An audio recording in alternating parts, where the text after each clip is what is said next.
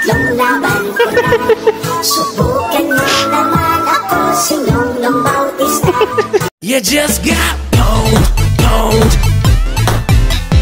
pwned, pwned. Hey, game! Para sa kagawad! Yeah! Hindi Lapit na naman ang botohan. Numero 1 sa kalokohan! Wala kang mapapala dito!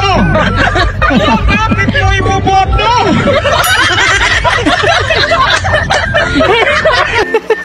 Kakaiba to. Ito lang yung nangangapan niya. Nilalaglag yung sarili. So weird. Na-trauma ka sa single mom. Siomay, tsaka isang pares. Ito, sa'yo, ano sa'yo? Ano tayong gar? Mami yung walang anak. Mami na walang ano. Ano ang sa inyo? Natamimi kayo, ano? Kapag manalo ako sa eleksyon, mangungurakot ako ng pera ng bayan. Magnanakaw ako. Pero at least, honest ako. Pag ako nanalo sa darating na eleksyon, hindi ko tutuparin ang mga pangako kong ibababa ang mga bilihin at itataas ang sweldo. Pero, at least honest ako. Kapag ako nanalo sa darating na eleksyon, gagamitin ko ang pondo ng gobyerno para makapag-travel at mag-shopping sa ibang bansa. Dahil makapal ang mukha ko. Pero, at least, honest ako. Kapag nanalo ako sa darating na eleksyon, gagamitin ko ang posisyon ko para mambabae. Dahil babaero ako. Pero, at least, honest ako. Honest ako. Kapag nanalo ko sa darating na eleksyon, bibigyan ko ng puwesto sa gobyerno ang lahat ng mga kamag-anak at kaibigan ko. Dahil korap ako. Pero, at least, honest ako. Honest ako. Ayos, iboto nyo to. Gaganda ng mga motibo.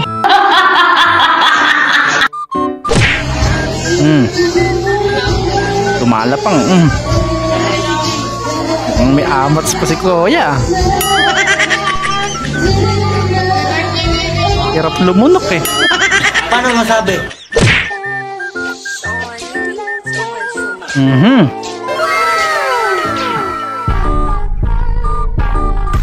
Pak na pak to.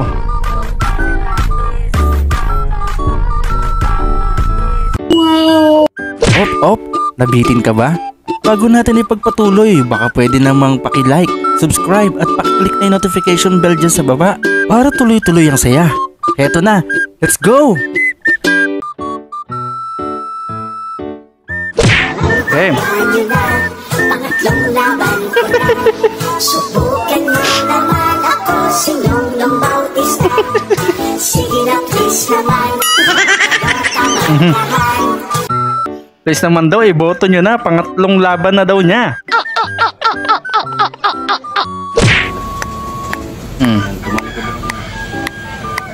Ayan, ayun. Ah, yan ba? Ayun, nakuha na.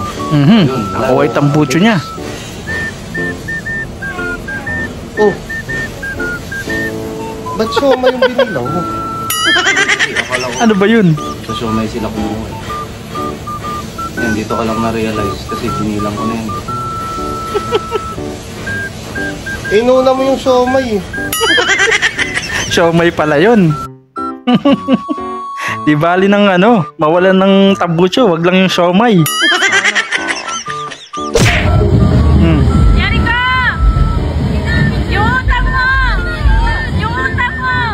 Utang daw. Bayad mo sa pansit! Oy, Jericho, yung bayad mo daw sa utang mong pansit. Elias. Ano yun, nalaglag. Salong-salo ni Elias yung ano mo yung ngipin mo Titirahin natin ng asin sa kalawakan.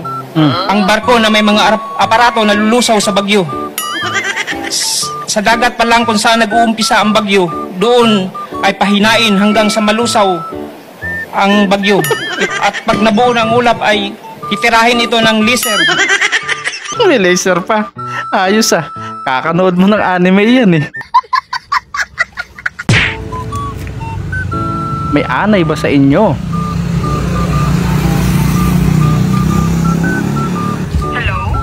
Wala eh, pero maraming testing yaw. Ipatira mo na rin sa mga anay killer yan kapag ganyan ate. Mahal mo na. Ba't adan? Ba't adan? Ba't adan? Ba't adan? Pati mga tarpaulin pinagtitira nyo na. Mahal mo na. Yari kayo Ginastos sa nila yung tarpaulin na yan, tapos gaganyan ninyo, yari kayo sa mga yan. Saglit lang, ano ba yun? Bakit? Pag ba yan? Lord, saglit lang daw eh. Gets agad ni ate. Wine. Chocolate. Ano ba yun?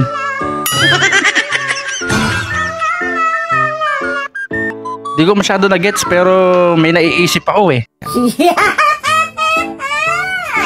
Kayo guys, ano naiisip nyo guys? This is the most recommended thing. 2-pad got 7,240 likes. 2-pad clothing. 2-pad t-shirt? People were to buy, blah, blah, blah. Nobody answered, so I just went Inabudol na naman po. Not sure if it's the real one. It smells interesting. How much did I buy? 110 pesos. So cheap. Maybe it's fake. I really love the color and the design. I'll show you. Ooh, I think it's Ayos really ate, proud na proud ako sa'yo. Meron kang 2-pad t-shirt. Sobrang famous sa amin yan. Pwede na.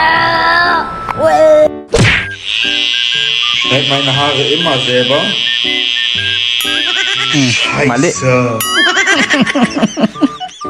Ang dami na palang mali. Naubos na yung buhok eh.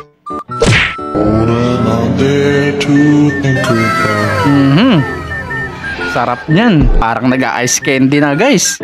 Wow!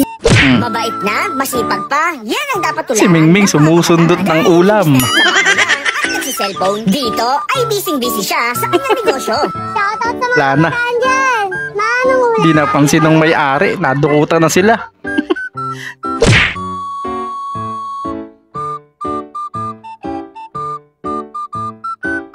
Nagustuhan nyo bang mga video na nihanda ko para sa inyo? Kung nagustuhan nyo, please do like, share, comment, and subscribe at pakiclick ka notification bell dyan sa baba para updated tayo sa mga susunod ko pang i-upload na mga videos.